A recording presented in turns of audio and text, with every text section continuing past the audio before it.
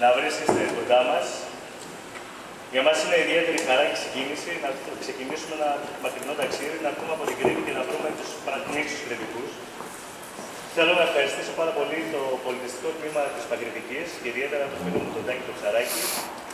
Όπως επίσης θέλω να ευχαριστήσω πάρα πολύ για την φιλοξενία, την αδελφότητα του Brooklyn, κριτών του Brooklyn, οι οποίοι μας έχουν σκλαφώσει και πραγματικά είμαστε πάρα πολύ συγκινημένοι.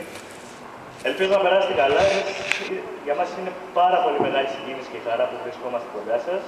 Ελπίζω να είμαστε όλοι καλά, σύντομα να ξανασμίξουμε είτε εδώ είτε κάτω στην Κρήτη. Να είστε καλά και σας ευχαριστούμε πάρα πολύ.